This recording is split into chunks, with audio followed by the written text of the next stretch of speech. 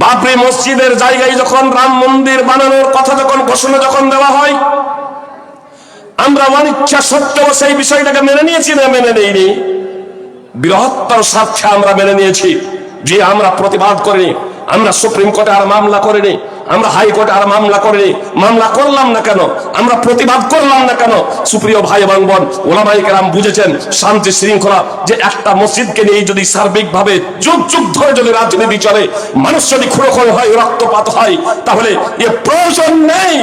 অবশ্যই ইসলামকে বিসর্জন দিতে হবে এমনটি না, ইসলামকে রক্ষার জন্য আমাকে আপনাকে সার্বিকভাবে আপনার শেষ রক্ত বিন্দু পর্যন্ত সংগ্রাম করে যাবে। মসজিদের প্রয়োজন আছে, হাজারো মসজিদ নির্মাণ করেন, কোনো সমস্যা নাই, কিন্তু বাবরি মসজিদ নাম দেওয়ার কি প্রয়োজন আপনার? তো আবেগ নিয়ে ছিনিমি খেলা ছাড়া কোনো কিছু নয়। যে কথা খুব মনোযোগ দিয়ে শুনবেন, মুমতাজুল ইরফানি কথা বলার পরে ক্ষমা চেয়েছে বলে এটা ভাববেন না ফাইজি সাহেবকেও ক্ষমা চাইতে হবে, জি না। হ্যাঁ, আমি যে কথাগুলো বলছি কোরআন এবং সুন্নাহর ভিত্তিতে যদি সেটা ভুল যদি হয়ে যায় তাহলে ভুল প্রমাণ করবেন।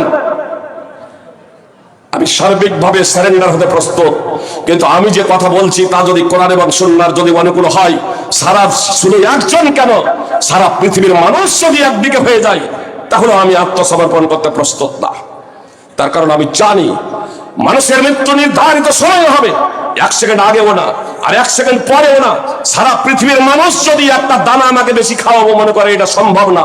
আর সারা পৃথিবীর মানুষ যদি আমার বিন্দু মাত্র ক্ষতি করবো মনে করে, এমন ক্ষতি জামার মুকদ্দারে লেখা নাই, জামার ললাটে লেখা নাই, জামার কপালে লেখা নাই, তবে আমার দৃঢ় বিশ্বাস সারা পৃথিবীর মানুষ মিলেও এটা পারবে না। এ কথা মুহাম্মদ সাল্লাল্লাহু আলাইহি সাল্লাম তাৎক্ষণিকভাবে ঘোষণা করে দিয়েছেন। সুনানে তিরমিজি হাদিস নম্বর 2516, রুফিয়াতিল আকলাম। টাঙ্গাই বাবরি মসজিদের জন্য করণীয় কি?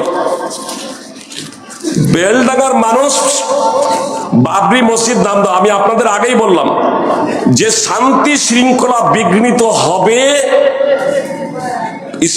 শান্তি শৃঙ্খলা বিঘ্নিত হবে এমন যদি কোনো বিষয় যদি হয়, আর ইসলামের কোনো কিছু মাইনাস বা বিয়োজন যদি না হয়, তাহলে সেই কাজটা করা যাবে না।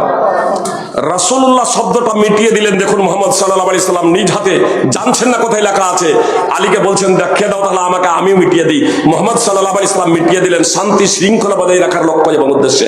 বুঝতে পেরেছেন? শান্তি শৃঙ্খলা যদি বাবরি না দেওয়া হয়, মসজিদ নির্মাণ করা যাবে না বেলডাঙ্গাতে? কি বলছেন?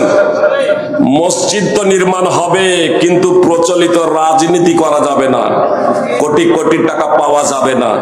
এখানে আপনি মসজিদে টাকা দিবেন না, আপনি ওখানে টাকা দিয়ে মাথায় ইট নিয়ে চলে যাচ্ছে। কেউ যদি ভাবে যে সোলেডাঙ্গার মাদ্রাসা, সোলেডাঙ্গায় মসজিদ যদি আমি নির্মাণ করি, সোলেডাঙ্গার মানুষ যদি ভাবে সোলেডাঙ্গায় মসজিদ নির্মাণের প্রয়োজন আছে, এখানে জনগণ আছে, মসজিদের নির্মাণ কাজ চলছে, আর তারপরে জনগণ যদি ভাবে এই সোলেডাঙ্গার মসজিদে টাকা না দিয়ে ওই বেলডাঙ্গায় বাবরি মসজিদ তৈরি হচ্ছে, ওই মসজিদে টাকা দিলে এক নাকি বেশি পাওয়া যাবে, তাহলে এটা হবে বেদাত, পাপ। বেলডাঙ্গায় যদি মসজিদ নির্মাণের প্রয়োজন হয়, বেলডাঙ্গার মানুষ ভাববে তাকে মসজিদ নির্মাণ করার আগে আগে জায়গা কিনবে। জি, মসজিদ নির্মাণ করার আগে জায়গা কিনবেন না? না, আমি মসজিদ নির্মাণ করব আর লোকের জায়গাতে গিয়ে ইট ফেলে দিয়ে এবার মসজিদ নির্মাণ করে দেবো, এটা চলবে? কি হচ্ছে ওখানে? জায়গা কিনা হয়েছে ওগুলো। একজন ব্যক্তি যখন আর জায়গা ঘেরতে লেগেছে, বলছি তার মসজিদ হয়তো করা হবে না, ও গাদ্দারি করলো। তোর কাছে জায়গা কিনে নিয়েছেন নাকি? না, ও বলেছিল কি যে আমি মসজিদ এখানে দেবো তৈরি করতে। আল্লাহ তাআলা আমাদের হেদায়েত দান করুন। সুপ্রিয় ভাই এবং বোন, আপনাদের কাছে আমার বিনীত অনুরোধ, বিশেষ করে এই সোলেডাঙ্গা এবং এই এলাকার মানুষ, আপনাদের যে শিক্ষা প্রতিষ্ঠান, এই শিক্ষা প্রতিষ্ঠানকে বাঁচিয়ে রাখার দায়িত্ব এবং কর্তব্য আপনাদের সর্বাধিকার, সর্বাগ্রে। এই জন্য এই প্রতিষ্ঠানকে বাঁচিয়ে রাখার জন্য আপনারা সর্বাত্মক প্রচেষ্টা করবেন। ছেলে মেয়েদেরকে দেবেন, শিখবেন। আলহামদুলিল্লাহ, আমি আগেই বললাম যে বর্তমানে মাদ্রাসা কমিটি এবং শিক্ষক মন্ডলীরা তারা কঠোর পরিশ্রম করে একটা উন্নত মানের সিলেবাস তৈরি করেছেন, যার মাধ্যমে দ্বীন এবং দুনিয়া উভয়টাই তারা শিখবেন, আমাদের ছেলে মেয়েরা শিখবে। আল্লাহ তাআলা আমাদের প্রত্যেকে পবিত্র করেন।